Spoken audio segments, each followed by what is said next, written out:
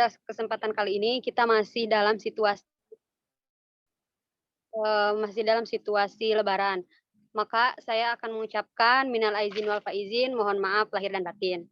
Sebelum memulai kali ini, perkenalkan kami dari kelompok 7 dengan materi ekologi air tawar 1 dengan anggota kelompok ada Bilkis, Septian, Anissa Resti, dan juga saya sendiri. Untuk pemateri pertama yaitu terkait tipe-tipe air tawar yang akan dijelaskan oleh Bilkis. Pada Bilkis, saya persilahkan. Ya, baik. Terima kasih kepada Rabiatul Uyun yang telah selaku moderator yang telah memberi saya kesempatan untuk menjelaskan terkait dengan tipe-tipe lingkungan air tawar ya. Next slide, Septian. Nah,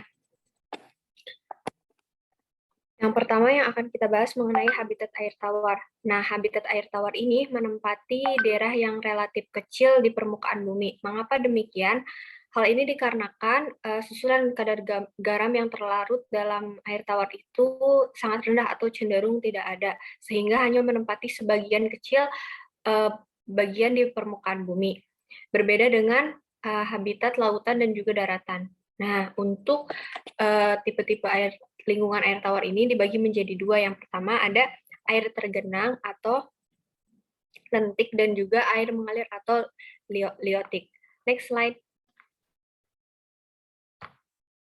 Yang pertama yakni perairan tergenang atau perairan lentik, yaitu menurut Sationo pada tahun 2011 dijelaskan perairan di mana aliran lambat atau bahkan tidak ada atau tidak menjadi faktor pembatas utama bagi biota yang hidup di dalamnya. Pada perairan lentik ini dapat dikatakan bahwa alirannya ini atau arus air tidak memegang peran penting terhadap biota yang hidup di dalam perairan atau ekosistem. Pada jenis perairan ini, faktor penting yang menjadi perhatian adalah pembagian wilayahnya secara vertikal atau secara memanjang. Bisa dilihat pada gambar di bawah ini, pada gambar yang di bagian atas, bahwa pembagian zona-zonanya itu biasanya terdiri dari secara vertikal. Yang pertama yang akan saya bahas mengenai lapisan-lapisan perairan tergenang. Yang pertama ada zona litoral, bisa dilihat di sebelah kiri atas, ada littoral zone, merupakan zona perairan dangkal dari tepi hingga kedalaman maksimum, di mana tumbuhan bisa tumbuh atau tumbuhan berakar masih bisa dapat tumbuh. Sedangkan pada zona limnetik atau zona yang di sebelah kanannya merupakan zona perairan terbuka yang mana pada zona ini masih memungkinkan terjadi fotosintesis, akan tetapi cahaya mataharinya sudah tidak bisa menembus sampai ke dasar perairan lagi. Bisa dilihat ya untuk di gambar ini, pada zona litoral, untuk perairan itu cahaya mataharinya masih bisa menembus hingga ke dasar, bisa dilihat di tumbuhan-tumbuhan yang berakar yang masih bisa hidup, sehingga cahaya mataharinya menembus sampai ke dasar perairan. Sedangkan pada zona limnetik itu cahaya mataharinya hanya menembus sebagian saja, sebagian bagian sehingga tidak sampai ke dasarnya.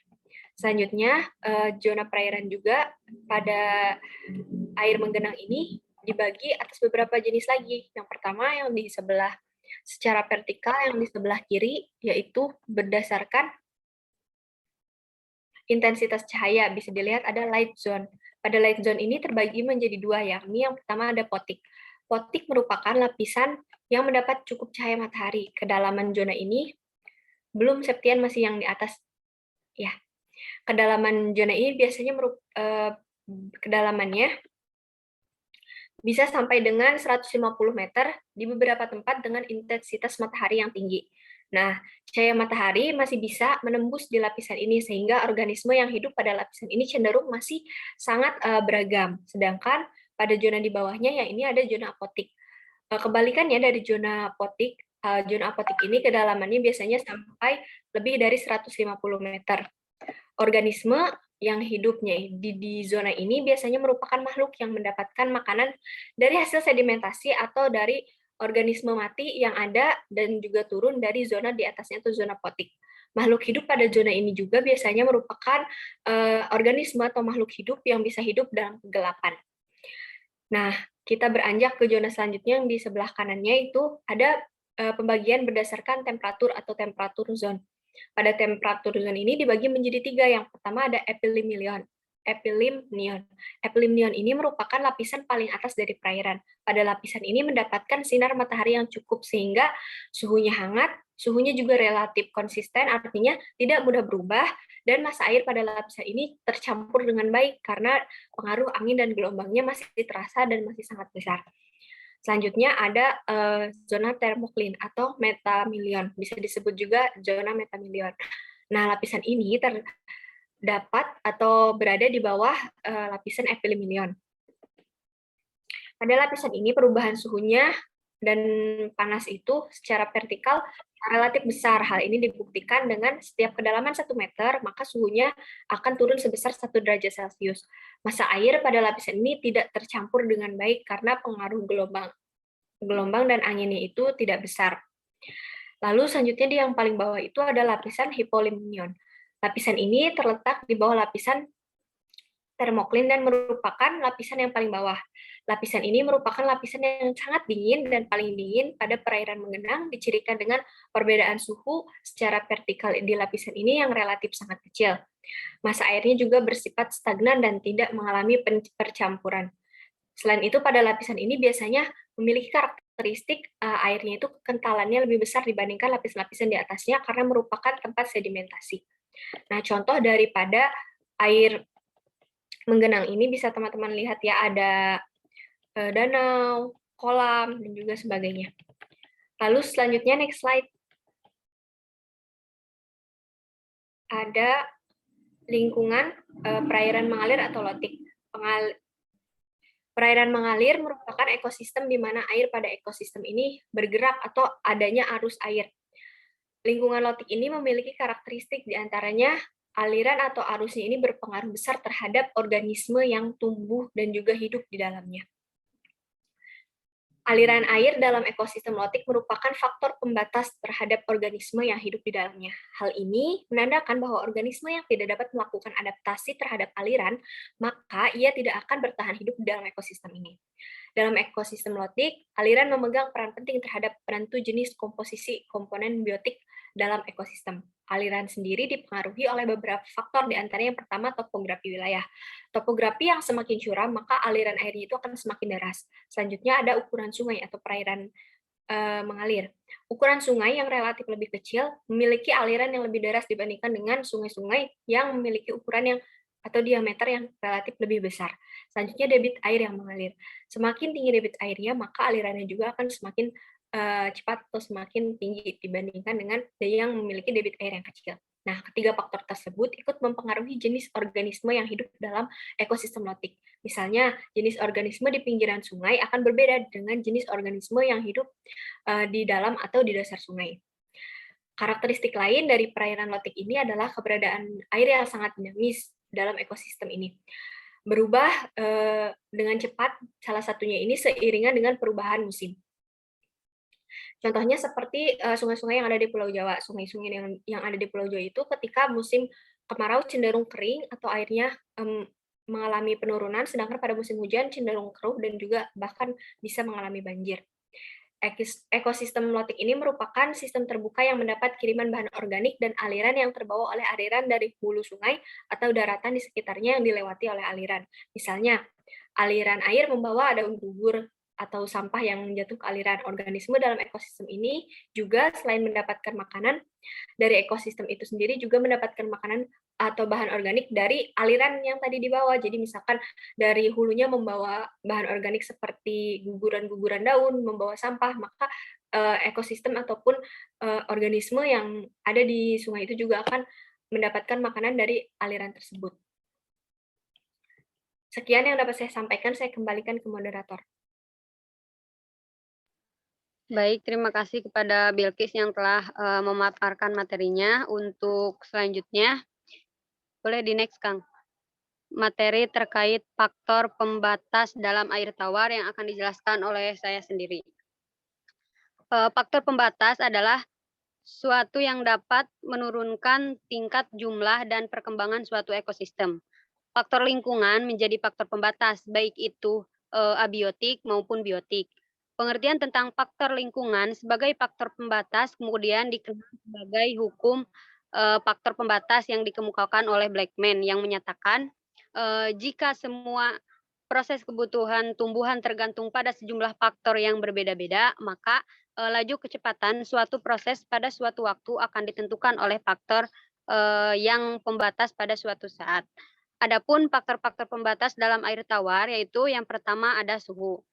Air mempunyai sifat sebagai stabilisator karena sifatnya yang secara bersama-sama mengurangi perubahan suhu sampai, tingkat minimal sehingga perbedaan suhu dalam air lebih kecil dan perubahan yang terjadi lebih lambat dibandingkan udara. Diketahui pula daerah perairan yang lebih luas biasanya lebih dapat mempengaruhi kecilnya fluktuasi suhu. Adanya perubahan berupa kenaikan suhu dapat juga menyebabkan kenaikan tingkat metabolisme organisme yang ada di dalamnya, sehingga diperlukan adaptasi lebih lanjut. Di samping itu juga akan mendorong terjadinya perubahan pola sirkulasi, stratifikasi, dan gas terlarut. Secara umum, suhu atau juga temperatur sangat berpengaruh terhadap organisme yang berada dalam perairan. Terlebih lagi, organisme air baik hewan maupun tumbuhan yang tergolong dalam kelompok stenotermal atau kisaran suhu yang sempit. Adanya perbedaan suhu meskipun tidak terlalu besar sudah cukup mengganggu kepada metabolisme organisme air. Untuk daerah perairan yang tidak terlalu besar dan tidak terlalu dalam, suhu perairan lebih mudah dipengaruhi oleh sinar matahari maupun angin yang terhembus. Yang kedua ada kekeruhan. Penetrasi cahaya sering dipengaruhi oleh zat terlarut dalam air. Akibat penetrasi yang terbatas akan ikut pula membatasi habitat akuatik tertentu yang masih merupakan zona fotosintesis. Kekeruhan terutama bila disebabkan oleh lumpur dan partikel yang dapat mengendap sangat mungkin dianggap sebagai faktor pembatas dengan tingkat penetrasi yang terbatas menjadikan semakin terbatas pula organisme untuk melakukan fotosintesis sehingga kurangnya fotosintesis ini akan mengakibatkan berkurangnya juga pada jumlah oksigen terlarut. Nah, di samping itu juga kekeruhan yang terlalu tinggi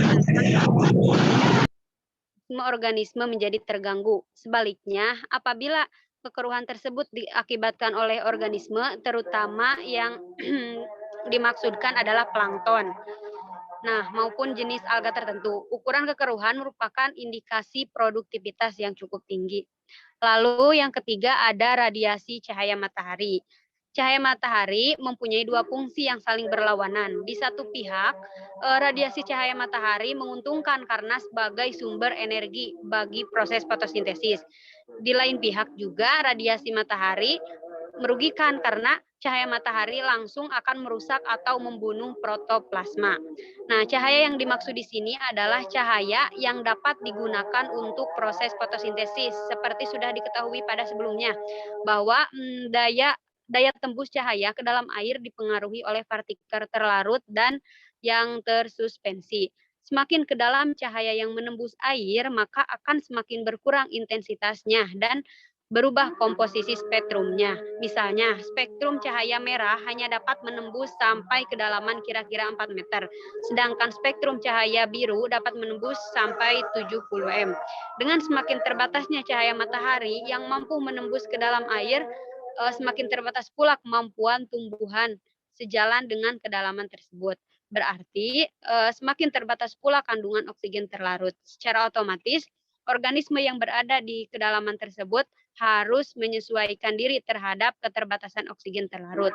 Inilah yang mendasari cahaya juga bertindak sebagai faktor pembatas perairan, khususnya pada perairan dalam.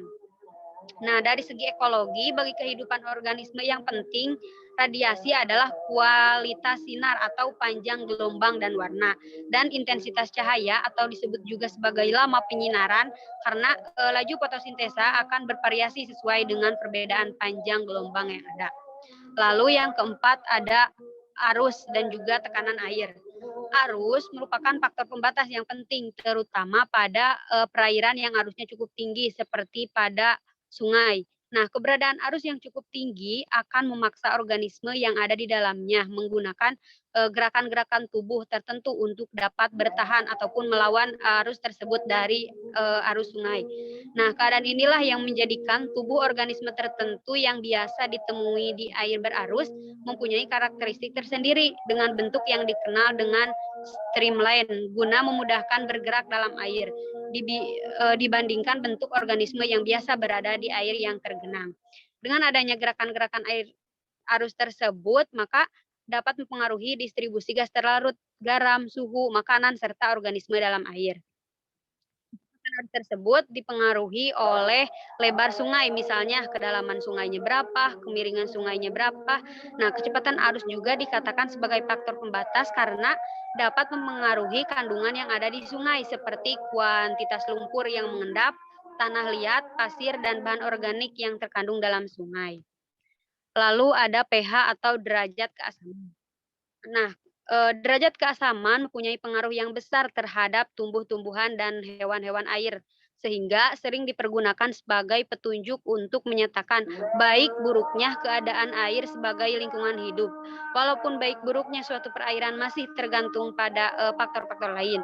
Ikan akan hanya tahan terhadap pergoncangan pH antara 5 sampai 8. Nah, jika keadaan ini terpenuhi, maka ikan-ikan tersebut dapat hidup dengan normal walaupun penggoncangan pH suatu perairan kecil, tetapi jika penggoncangan itu terjadi dalam waktu yang singkat atau secara mendadak, ikan tidak akan hidup normal, bahkan bisa mati. Nah, perairan yang baik untuk kehidupan organisme misalnya ikan ialah dalam pH 6 sampai 8 atau juga 7. Lalu ada konsentrasi gas pernapasan. Nah, berbeda dengan lingkungan laut, konsentrasi oksigen dan karbon dioksida seringkali terbatas pada lingkungan air tawar.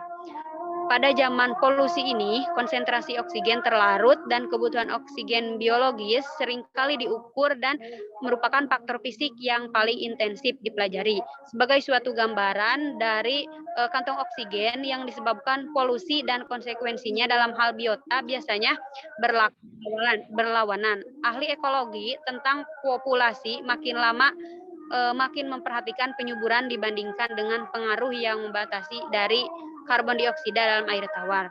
Lalu yang terakhir ada konsentrasi garam biogenik. Nah, nitrat dan fosfat sampai batas tertentu tampaknya terbatas jumlahnya hampir pada semua ekosistem air tawar.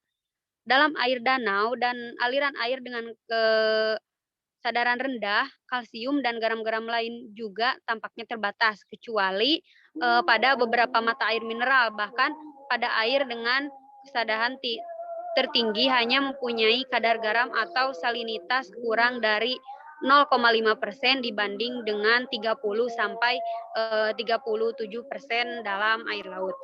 Nah, mungkin faktor-faktor pembatas dalam air tawar, sekian yang bisa saya jelaskan. Untuk selanjutnya, yaitu ada materi terkait klasifikasi organisme air tawar yang akan dijelaskan oleh Septian. Pada Septian, saya persilahkan. Ya, baik, terima kasih moderator. Untuk yang selanjutnya yaitu mengenai klasifikasi dari organisme air tawar.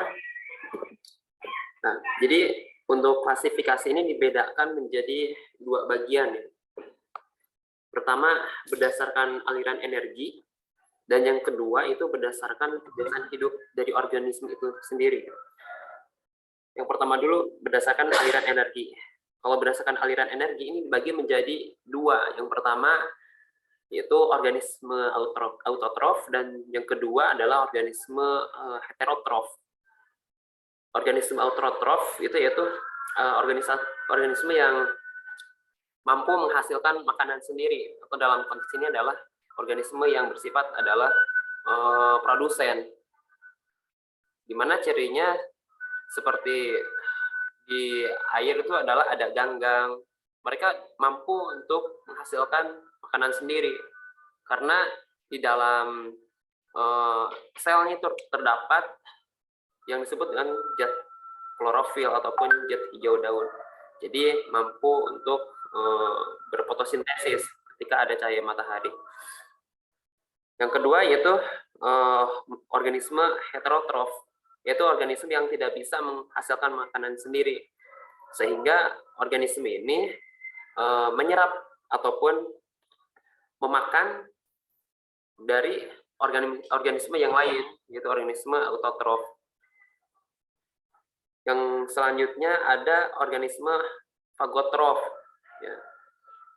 Sama halnya seperti heterotrof, yaitu organisme yang memakan organisme yang lainnya untuk mampu bertahan hidup.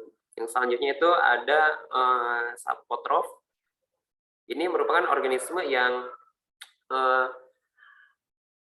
seperti parasit, bukan parasit, lebih ke pengurai, sifatnya itu pengurai. Jadi memakan sisa-sisa dari organisme yang lain.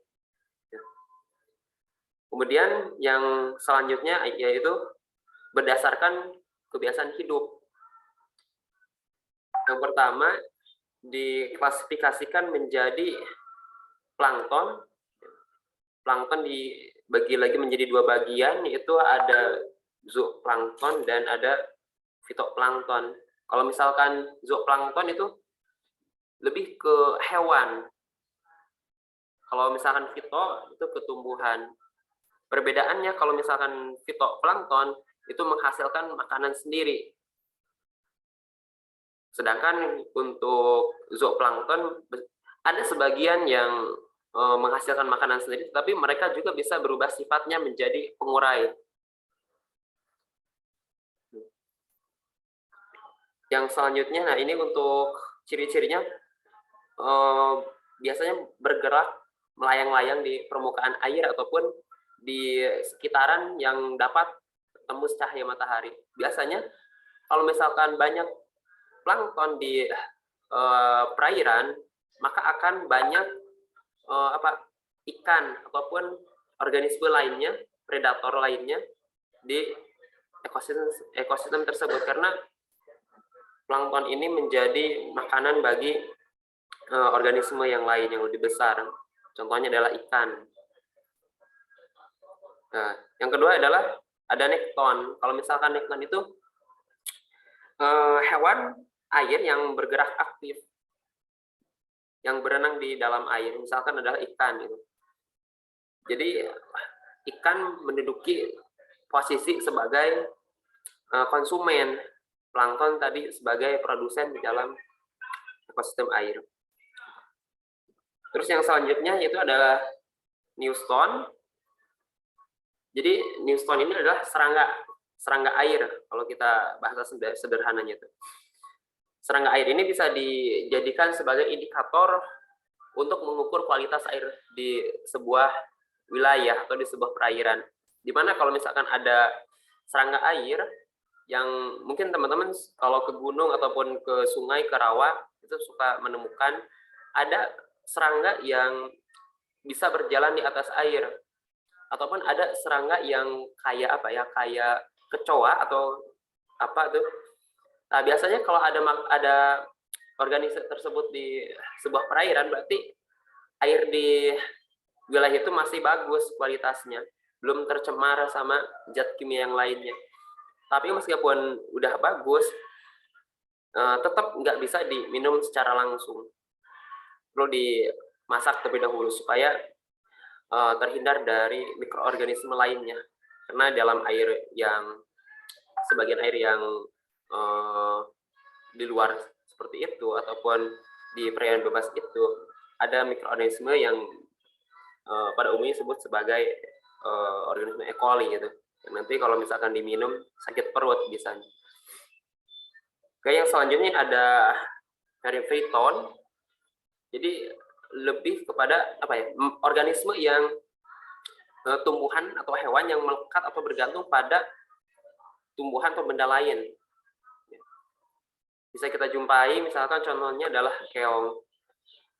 Nah, jadi keong biasanya memakan organisme yang lebih kecil, memakan misalkan ada dedaunan ataupun memakan sisa-sisa dari makanan lainnya. Gitu. Biasanya itu adalah keong. Ataupun organisme yang lain yang lebih kecil, yang mikroskopik, gitu. Ada sebagian. Terus yang selanjutnya itu adalah bentos. Kalau bentos ini organisme yang menduduki di paling bawah dasar perairan di lumpur, ataupun kita sering menjumpainya ada remis ya. Biasanya remis itu berada di perairan yang berpasir bawahnya itu, dan mungkin suka dikonsumsi juga sama manusia karena mengandung banyak vitamin gitu. Ada remis, kemudian ada cacing dan sebagainya. Nah, kalau misalkan kita lihat di gambarnya ini, ada newston, itu serangga air itu di atas, ada fitoplankton itu mengambang-ngambang di air, terus ada nekton itu ikan, terus ada di bawahnya bentos, terus ada yang menempel tadi plankton. Jadi secara umum disimpulkan untuk pengklasifikasian organisme air tawar dibagi menjadi dua berdasarkan energi dan berdasarkan kebiasaan hidup. Berdasarkan energi ada makhluk hidup autotrop dan heterotrop, dan berdasarkan kebiasaan hidup ada plankton, nekton, newston, peribiton, dan bentos. Mungkin itu yang bisa saya sampaikan. Terima kasih. Saya kembalikan ke moderator. Baik, terima kasih kepada Septian yang telah memaparkan materinya. Untuk selanjutnya yaitu materi terkait jenis-jenis biota air tawar yang akan dijelaskan oleh Anissa Resti. Kepada Anissa, saya persilahkan. Baik, terima kasih moderator. Di sini saya akan menjelaskan mengenai jenis-jenis biota air tawar. Yang pertama ada plankton. Plankton berasal dari bahasa Yunani yang mempunyai arti mengapung. Plankton mengapung atau menghanyutkan, yang berarti tidak dapat melawan arus dan arah. Plankton juga merupakan organisme mikro, baik tumbuhan maupun hewan yang hidup melayang-layang di air. Tidak mempunyai daya gerak, walaupun ada daya gerak relatif lemah, sehingga distribusinya sangat dipengaruhi oleh daya gerak air seperti arus dan lainnya. Seperti yang sudah tadi dijelaskan oleh Septian ya. Yang kedua ada nekton. Nah, dalam rantai makanan ekosistem perairan, nekton menempati tingkatan trofik sebagai konsumen. Nekton merupakan biota makroskopis yang melayang-layang di air dan gerakannya menentang arus air. Kalau zooplankton menempati konsumen tingkat 1 dalam rantai makanan, nah maka sebagai konsumen tingkat 2 didominasi oleh jenis ikan dengan ukuran kecil sampai sedang. Sedangkan konsumen tingkat 3 adalah ikan atau jenis nekton lain yang berukuran lebih besar seperti hiu, paus, lumba-lumba, singa laut, dan juga anjing laut. Paling dominan dari nekton ini adalah jenis ikan. Mereka memakan plankton atau nekton lainnya. Untuk komunitas nekton, sebagian besar hewan bertulang belakang, diantaranya jenis ikan krustakea, yaitu kepiting, rajungan, udang, dan juga lobster. Adapun mamalia laut seperti anjing laut dan paus, dan juga moluska seperti cumi dan juga gurita. Untuk yang ketiga ada bentos. Bentos adalah organisme yang hidup di dekat dasar sungai atau sebagai zona bentik. Mereka hidup di dekat sedimen, baik itu batu, lumpur, dan juga pasir yang beradaptasi dengan tekanan air dalam, serta arus perairan yang sangat deras. Bentos juga merupakan organisme yang mendiami dasar perairan atau tinggal di dalam pada suatu sedimen dasar perairan. Berbeda dengan plankton maupun nekton, bentos mampu beradaptasi dengan tekanan air dalam, serta arus perairan yang sangat deras. Yang keempat ada neuston.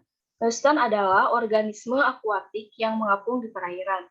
Organisme ini yang tidak melekat pada substrat, namun terdapat di atas atau di bawah film air, atau batas antara air dan udara, termasuk ke dalamnya tumbuhan terapung seperti teratai, ganggang, dan eceng gondok. Contoh lain neuston adalah kumbang, protozoa, bakteri, laba-laba air, dan serangga air. Next.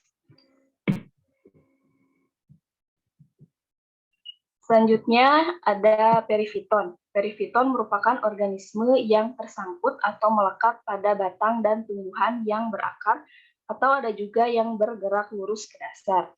Perifiton ini dikenal sebagai off-witch. Perifiton dari kelompok hewan pada umumnya terdiri dari protozoa dan rotifera. Sedangkan perifiton dari kelompok tumbuhan sebagian besar terdiri dari mikroalga. Untuk yang keenam ada tumbuhan air. Tumbuhan air ini yaitu tumbuhan yang telah menyesuaikan diri untuk hidup pada lingkungan basah, baik terbenam sebagian atau seluruh tubuhnya. Tumbuhan air ini merupakan produsen utama yang akan memengaruhi kehidupan biota yang ada di perairan. Nah, untuk yang ketujuh ada dekomposer. Dekomposer atau pengurai adalah jasad renik yang berperan menguraikan bahan organik yang berasal dari organisme yang telah mati atau hasil pembuangan sisa pencernaan. Dengan adanya organisme pengurai ini, maka organisme akan terurai dan meresap ke dalam tanah dari unsur hara yang kemudian diserap oleh tumbuhan atau produsen. Nah, selain itu juga aktivitas pengurai akan menghasilkan gas karbon dioksida yang akan dipakai dalam proses fotosintesis. Terima kasih, saya kembalikan kepada moderator. Baik, terima kasih kepada Anissa Resti dan juga anggota kelompok 7 lainnya. Mungkin sekian yang bisa kelompok kami paparkan. Untuk selanjutnya kita buka sesi diskusi kepada teman-teman. Jika ada yang ingin bertanya, boleh di kolom chat atau bisa open mic.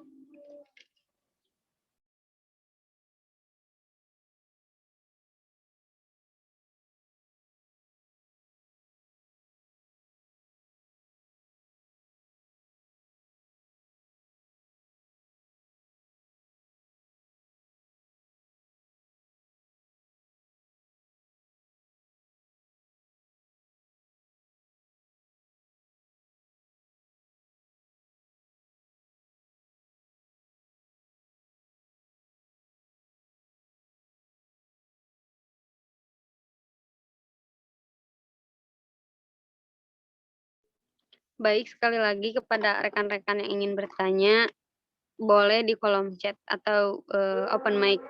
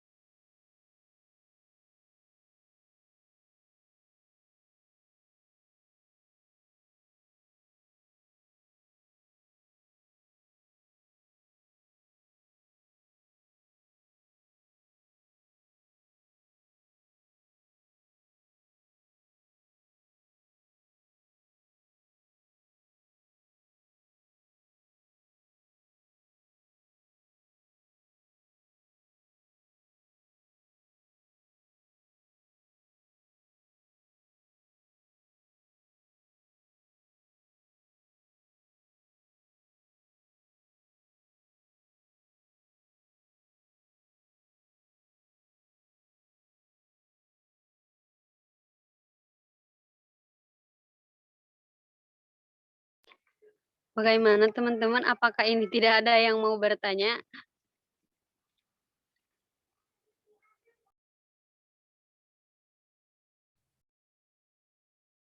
Uyun izin bertanya. Baik, silahkan Moj. Ya, kan ini tuh terkait ekologi air tawar ya. Seperti kita tahu kan komposisi air di bumi itu kan komposisi air tawar itu cuma sekitar 2,5% aja. Terus kan dengan perkembangan sekarang ini, baik itu dari segi eksploitasi air tawarnya yang berlebihan, kemudian bagaimana air tawar itu kan sudah sulit didapat gitu di zona air dangkalnya itu gitu. Dari dampak-dampak yang ada sekarang ini terkait dengan air tawar, pengaruhnya terhadap ekologi yang ada di air tawar itu sendiri bagaimana gitu. Mungkin sekian, terima kasih. Assalamualaikum. Baik, terima kasih, Mo. Di sini ada juga pertanyaan dari Apni dan juga Bunga. Pertanyaan dari Apni yaitu mengenai lingkungan perairan tergenang, bagaimana adaptasi yang berlaku yang terdapat di perairan tergenang tersebut, lalu terkait dengan zona-zona organisme yang terdapat di ekosistem air tawar, komunitas apa saja yang ada di setiap zonanya. Lalu ada pertanyaan juga dari Bunga, ada juga dari Ihdan. Kepada rekan-rekan kelompok 7, apabila ada yang sudah mendapatkan jawaban, saya persilakan.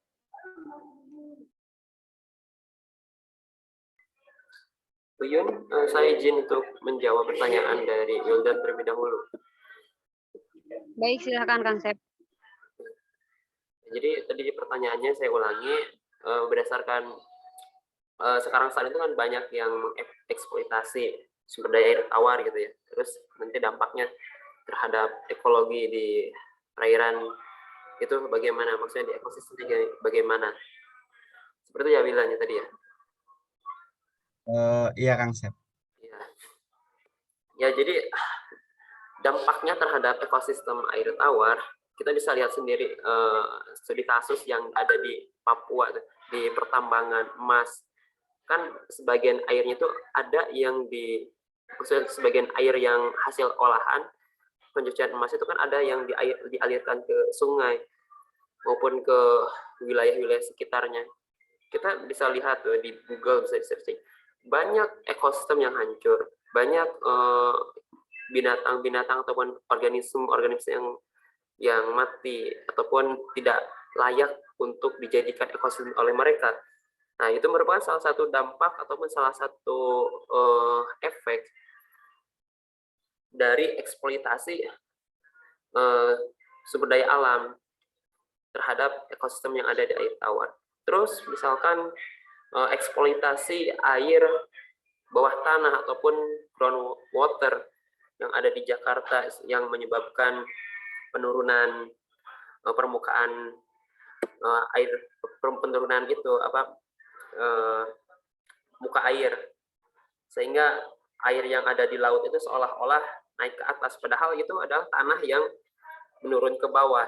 Itu merupakan salah satu dampaknya. Jadi dampak terhadap ekosistem dengan adanya eksploitasi adalah merusak ekosistem, sehingga perlu adanya hal yang dikatakan ataupun kebijakan pemerintah yang bisa memperbaiki itu semua. Bahkan jangan pemerintah dulu, dari kita dulu ya, dimulai dari kita. Misalkan ketika mencuci air, mencuci baju, air itu dibuang misalnya ke mana, ke balong ataupun ke mana. Alangkah lebih baiknya itu kan difilter dulu, ataupun petani ketika menyemprot dengan pestisida ke padi atau sebagainya, memupuk dengan bahan kimia, itu kan airnya pasti akan tercemar.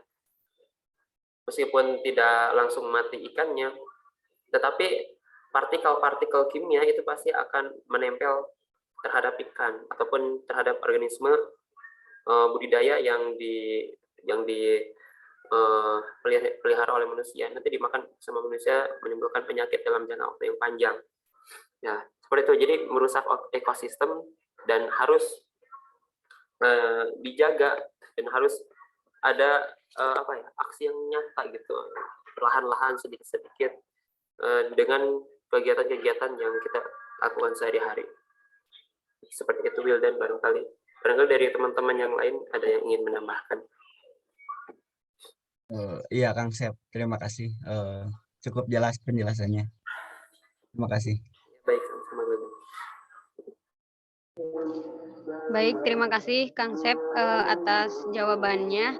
Di sini masih ada beberapa pertanyaan dari Apni, Bunga, Ihdan, Ane yang masih belum dijawab. Kepada rekan-rekan kelompok 7, dipersilahkan untuk menjawab pertanyaan dari rekan-rekan.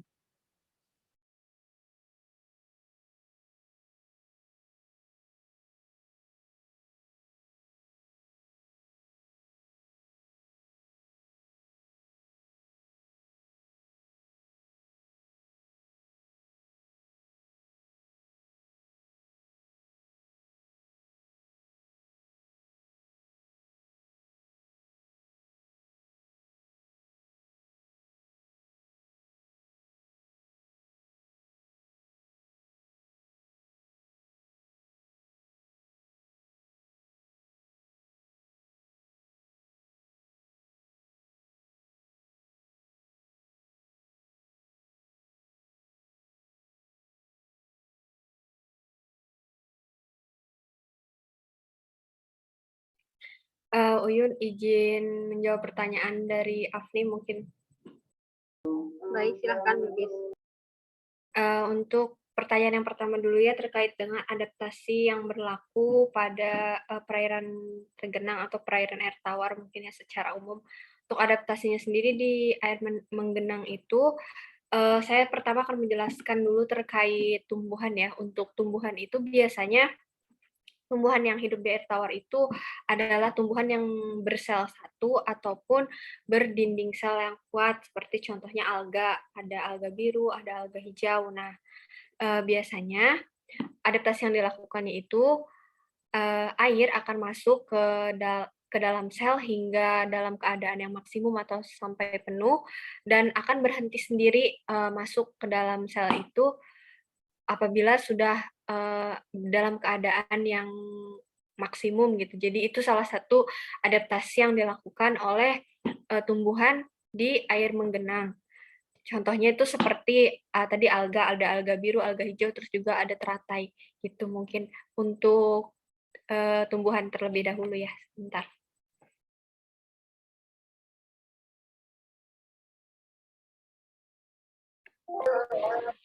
Baik, terima kasih Bilkis. Di sini ada pertanyaan baru yaitu dari Salmania. Seperti yang telah dijelaskan, ekosistem air tawar ini memiliki tipe atau jenis-jenis dari ekosistem air tawar. Apa saja manfaat atau fungsi ekosistem air tawar bagi kehidupan, serta bagaimana peran ekosistem air tawar bagi kehidupan. Mungkin bagi rekan-rekan yang ingin menjawab, saya persilahkan.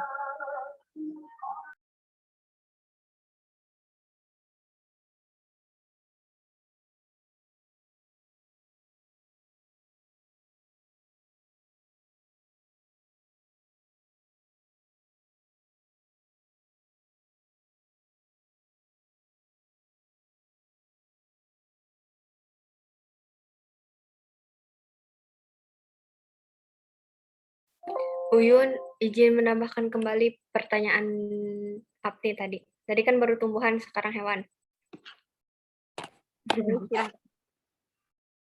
Untuk adaptasi yang dilakukan hewan itu, Afni, mereka itu biasanya melakukan osmoregulasi. Osmoregulasi itu apa sih? Osmoregulasi itu proses mengatur jumlah air gitu yang ada di dalam tubuh mereka. Jadi kalau kelebihan dikeluarin, kalau kekurangan dikeluarin. Jadi untuk untuk menyeimbangkan tekanan gitu yang ada di air dan juga untuk bisa beradaptasi dengan air. Jadi mereka melakukan osmoregulasi untuk memelihara keseimbangan air dalam tubuh mereka gitu. Biasanya osmoregulasi ini dilakukan pada insang ataupun sistem pencernaan daripada hewan itu sendiri, seperti contohnya itu ikan gitu.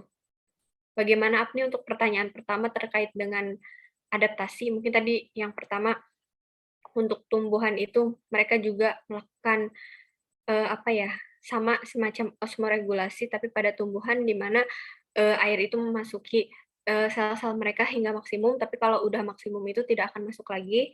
Untuk tumbuhan seperti ada alga biru, alga hijau, dan juga teratai, tapi pada hewan itu mereka melakukan osmoregulasi melalui sistem pencernaan dan juga insang untuk mengatur keseimbangan air di dalam tubuh mereka. Itu mungkin. Afni, bagaimana pertanyaan pertama? Ya, cukup dulu Bilkis. Terima kasih. Ditunggu jawaban selanjutnya.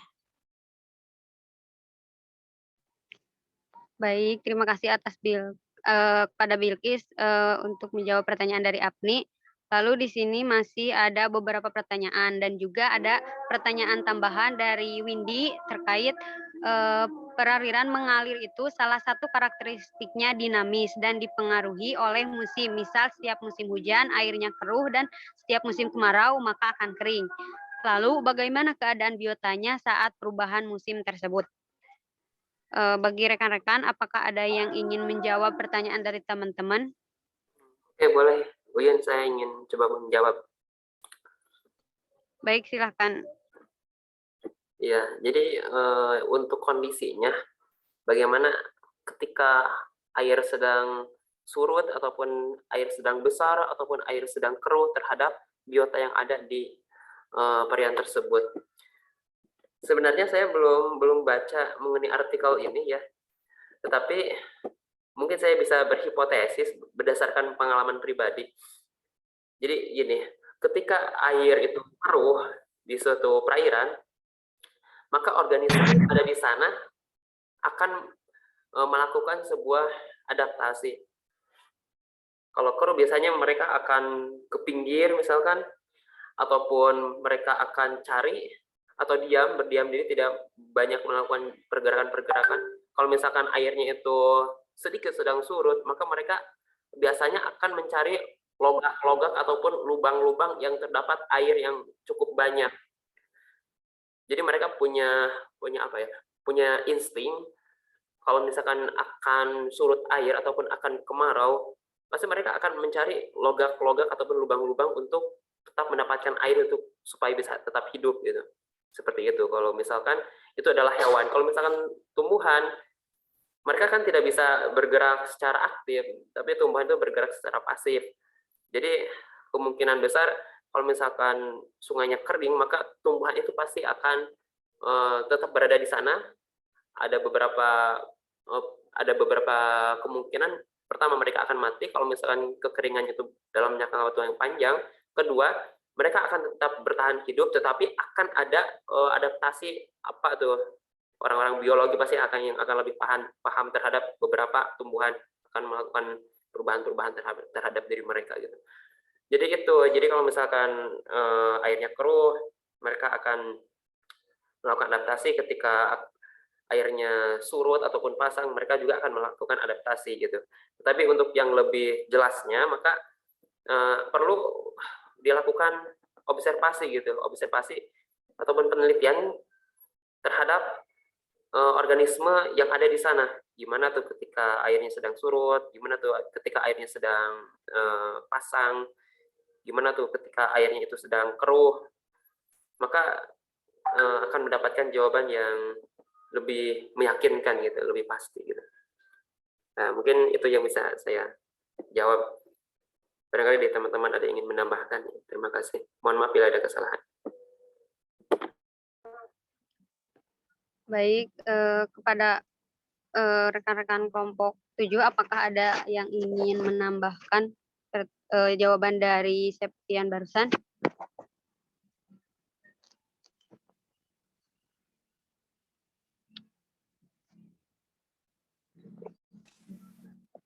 Baik, kalau tidak ada, bagaimana Windy? Apakah masih ada yang ingin ditanyakan atau sudah cukup? Sudah cukup. Terima kasih, Septian. Ya, di sini saya akan mencoba menjawab pertanyaan dari Ane. Pertanyaannya itu, apa yang menjadi indikator faktor pembatas yang sudah dijelaskan tadi? Apakah ada faktor lain selain faktor tersebut? Lalu mana yang terlihat secara signifikan dari faktor-faktor tersebut? Nah, mungkin saya akan menjawab apakah ada faktor lain selain faktor tersebut. Mungkin menurut saya yaitu faktor manusia. Jadi terkait bagaimana si manusia itu mengeksploitasi ataupun mengeksplor dari ekologi air tawar tersebut. Lalu apa yang paling signifikan dari faktor pembatas air tawar tersebut? Sepertinya di sini tidak ada yang signifikan, namun menurut saya yang paling signifikan itu mungkin suhu, karena adanya perubahan berupa kenaikan suhu itu dapat menyebabkan kenaikan tingkat metabolisme organisme yang ada di dalamnya, sehingga diperlukan adaptasi lebih lanjut. Di samping itu juga akan mendorong terjadinya perubahan pola sirkulasi, stratifikasi, dan gas berlarut yang berada dalam perairan.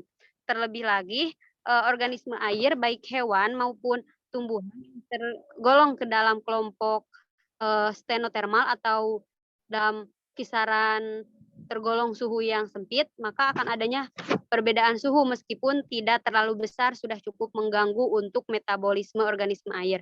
Jadi menurut saya yang paling signifikan itu suhu, karena untuk daerah perairan yang tidak terlalu besar dan tidak terlalu dalam, suhu perairan itu akan lebih mudah dipengaruhi oleh sinar matahari maupun angin yang berhembus. Mungkin itu menurut saya, atau ada tambahan dari teman-teman yang lain?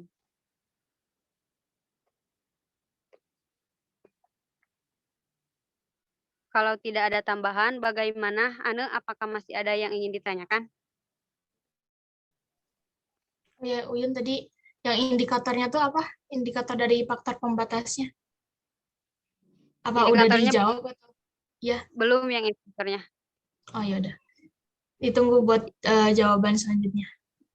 Ya, mungkin dicukupkan sekian dulu ya, Ane. Untuk Ya, terima kasih. sama-sama. Untuk selanjutnya, pada rekan-rekan, apakah ada yang ingin menjawab pertanyaan lagi?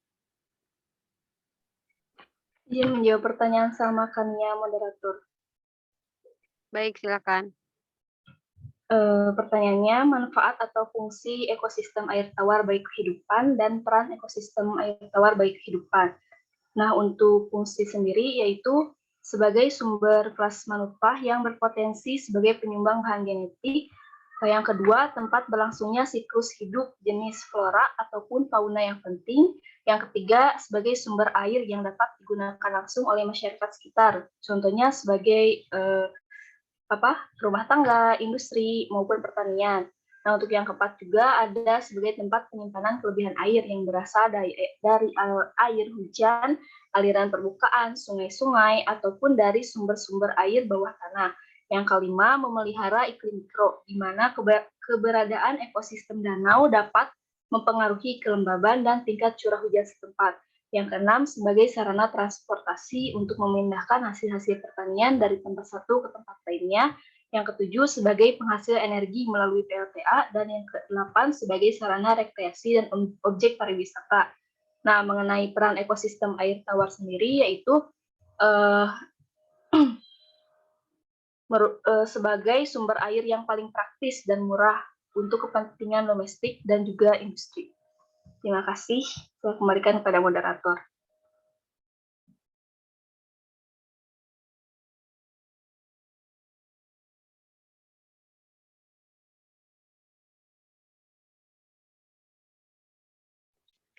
Baik, terima kasih kepada Anissa. Bagaimana Salma? Apakah cukup atau masih ada yang ingin ditanyakan? Terima kasih atas jawabannya, Anissa. Baik, di sini masih ada beberapa pertanyaan yang belum dijawab dan ada tambahan pertanyaan yaitu dari Lilis. Pertanyaannya, pada ekologi air tawar, salah satu ciri dari ekologi air tawar tersebut yaitu penetrasi cahaya matahari yang relatif kurang. Apa yang melatar belakangi hal tersebut? Dan juga masih ada beberapa pertanyaan yaitu dari Bunga, Ihdan, dan juga yang lainnya yang masih belum terjawab.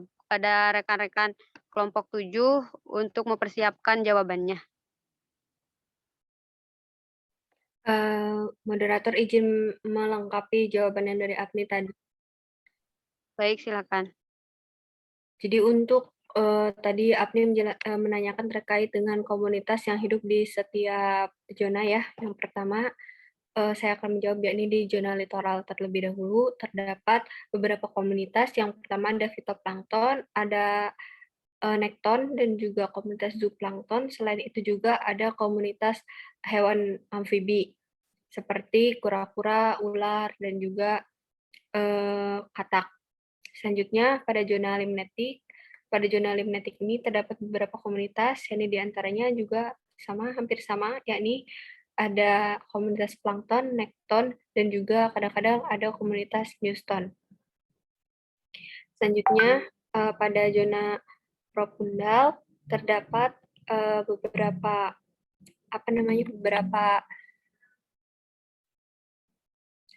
komunitas, khususnya pada komunitas-komunitas pengurai, yakni ada saprotop. Itu mungkin jawaban pelengkapnya bagaimana, nih? Ya, terima kasih jawabannya Bilqis, sudah cukup. Baik, terima kasih Bilqis atas jawabannya. Mungkin ada lagi rekan-rekan dari kelompok 7 yang ingin menjawab pertanyaan dari teman-teman. Saya persilahkan. Ya, Uyun, saya izin menjawab pertanyaan dari Lilis. Baik, silahkan Kang Sep.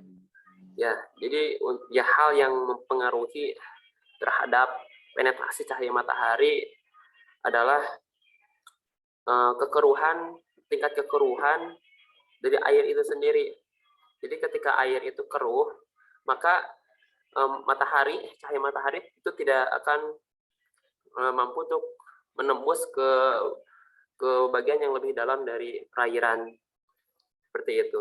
Juga ketika perairan itu sangat dalam, maka itu juga akan berpengaruh terhadap penetrasi cahaya matahari. Ada batas tertentu yang dapat ditembus oleh cahaya matahari, misalkan berapa meter gitu ya. Dan itu nggak sampai ke titik bentos biasanya cahaya matahari, paling sampai ke titik tertentu. Sehingga penting ketika air keruh, maka tingkat penetrasi itu pasti akan terganggu juga ataupun akan dipengaruhi gitu. Mungkin itu yang bisa dijawab. Baik, bagaimana Lilis? Apakah sudah cukup atau masih ada yang ingin ditanyakan? Iya, baik. Terima kasih untuk jawabannya. Iya, baik. Sama-sama. Nah, di sini ada lagi pertanyaan yang belum terjawab, yaitu dari Bunga, Ihdan, dan juga dari Ane yang tadi terkait indikator. Kepada rekan-rekan, silahkan untuk menjawab pertanyaan dari teman-teman. Ya, moderator, izin melengkapi pertanyaan dari Anu tadi. Baik, silahkan Bilqis. Oke, pertanyaan pertama ya, Anu yang belum dijawab, indikator faktor pembatas yang sudah dijelaskan tadi ya. Iya, betul.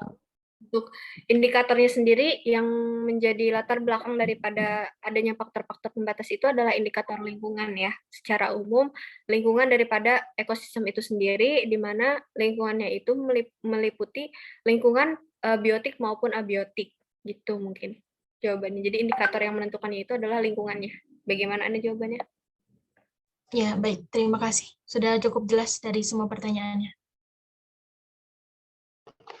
Baik, terima kasih. Jadi di sini ada 2 lagi pertanyaan dari Bunga dan juga Ihdan. Apakah rekan-rekan kelompok 7 sudah mempersiapkan jawabannya?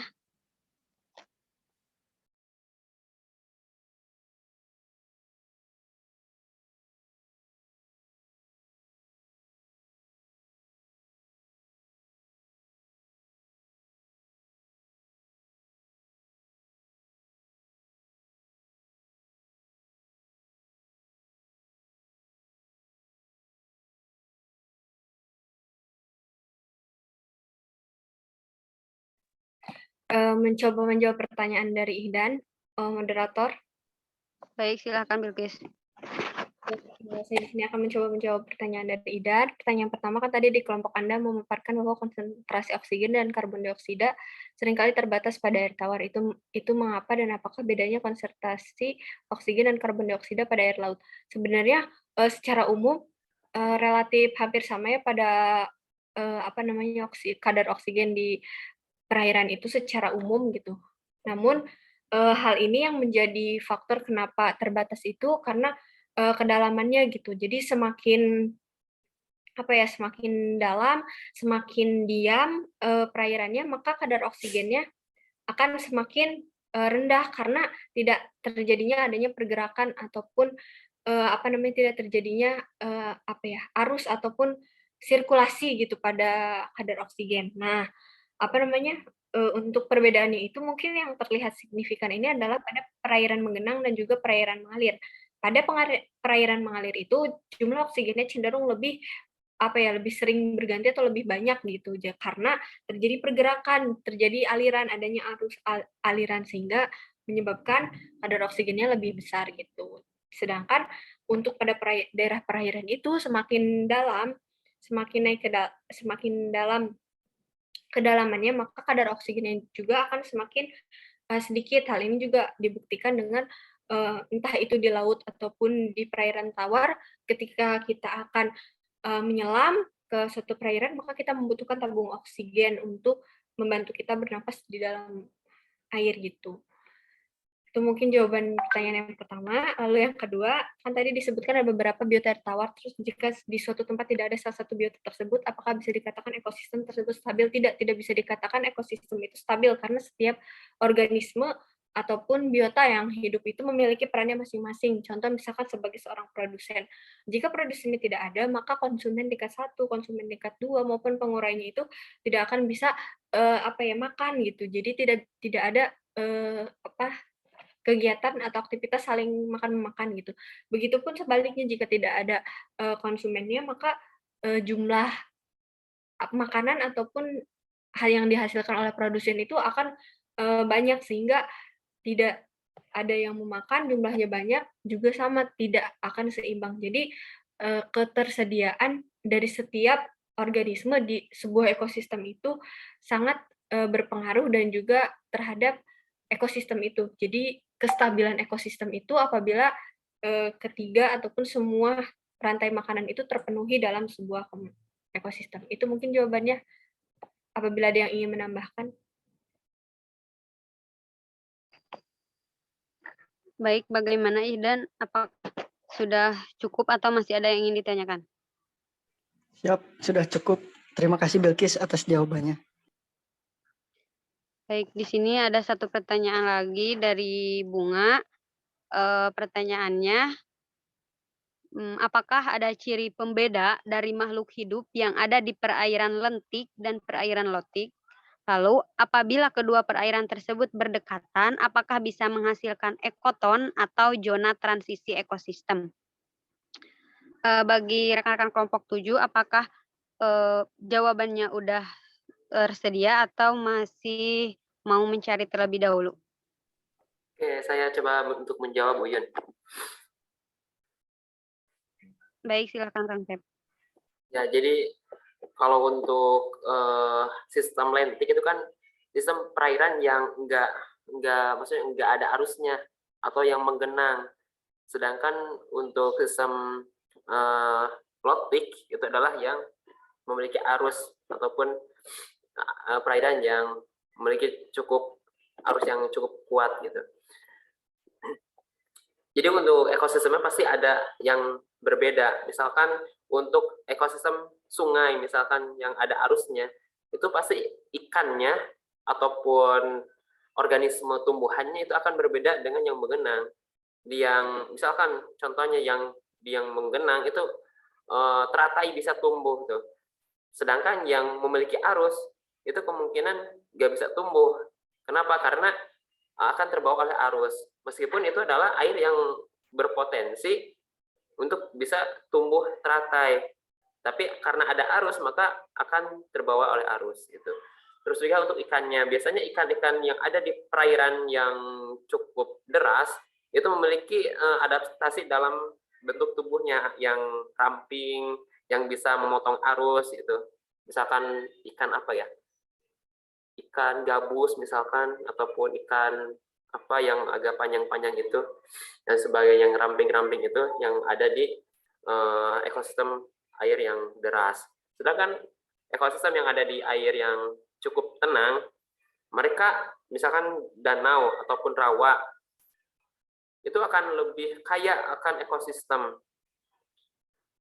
Misalkan dari segi planktonnya, kemudian dari segi maksudnya fitoplankton sama zooplankton, kemudian dari organisme ganggang dan sebagainya itu akan lebih kaya karena mereka akan lebih produktif dalam pembuatan ataupun dalam proses pembentukan ekosistem gitu, karena arusnya nggak terlalu kuat. Terus ada lagi ekosistem zona transisi, misalkan sungai itu diibaratkan sebagai ekosistem yang memiliki air yang cukup deras. Kemudian nanti ada zona transisi di mana misalkan contohnya ada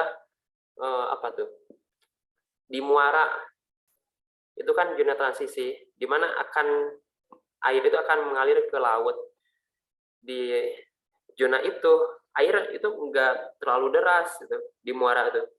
Maka di zona tersebut ada ekosistem yang berbeda juga dengan ekosistem yang memiliki air yang deras dan juga ekosistem yang menggenang di laut misalkan.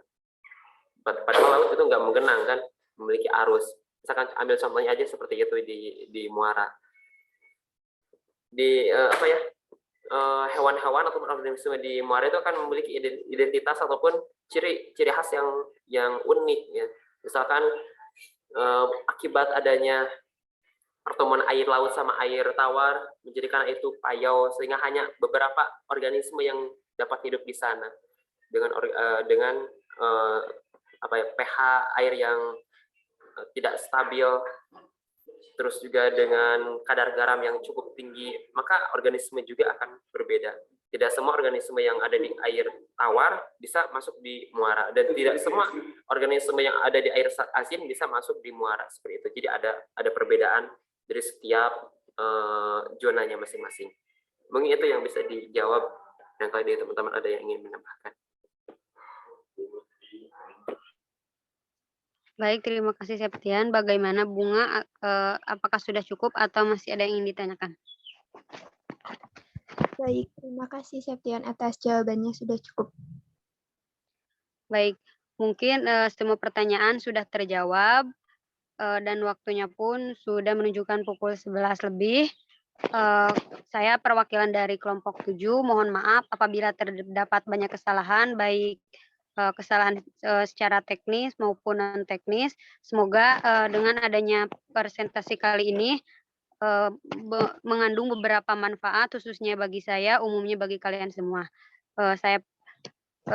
Untuk itu mungkin sekian yang bisa saya sampaikan. Wassalamualaikum warahmatullahi wabarakatuh. Saya kembalikan kepada Bapak Tio. Baik, terima kasih untuk kelompok 7 yang sudah memaparkan materinya. Apakah semuanya sudah terjawab? Tobi atau? Sudah. Sudah ya. Berarti tidak ada utang pertanyaan yang dilanjutkan di WA Group ya. Tinggal disusun saja notulensinya, kemudian nanti si rekamannya silahkan diupload ke YouTube dan hasilnya atau linknya silahkan di-share di